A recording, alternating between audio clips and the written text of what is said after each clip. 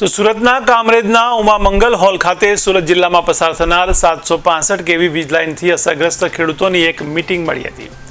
ખેડૂતોના ખેતરમાં ઊભા થનાર વીજ પોલનું ખેડૂતોને યોગ્ય વળતર મળી રહ્યું નથી, ત્યારે ખેડૂતોની જંત્રી વધારવાની પણ માંગ કરાઈ છે।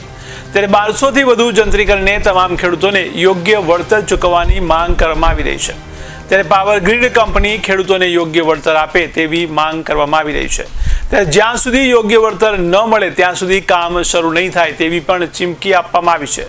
ત્યારે ખેડૂતોએ કાર રેલી કાઢીને સુરત જિલ્લા કલેક્ટર કચેરી ખાતે જવા નીકળ્યા હતા। ત્યારે ખેડૂતોને મળવાપાત્ર વળતરને લઈને જિલ્લા કલેક્ટર સાથે ચર્ચા કરવામાં આવશે।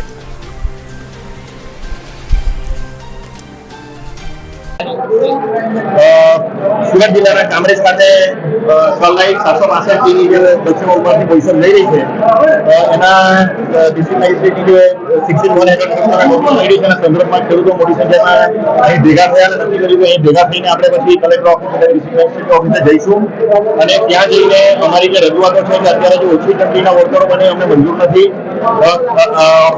પૂરા આખા સુરત જિલ્લાને મિનિમમ 1200 રૂપિયાની જંત્રી અને જે ખેડૂતની જંત્રી જે ખેતરની જંત્રી જે 1200 થી ઉપર હોય તેને 1200 થી ઉપર જે જંત્રી છે એ પ્રમાણે વળતર નક્કી કરવામાં આવે અથવા તો પાવર ગ્રીડના જે ફોર્મ્યુલા છે કે જે ગામની ઓછામાં ઓછી જંત્રી અથવા આજુબાજુના ગામની ઓછામાં ઓછી જંત્રી અથવા તો જે વધારેમાં વધારે જે પ્રમાણે વળતર ચૂકવવામાં આવે તો અમે એનો સ્વીકાર કરીશું। એ પ્રમાણે રણનીતિ નક્કી થઈ છે અને સાથે પાવર ગ્રીડના પણ ખેડૂતો જોડાયા હતા।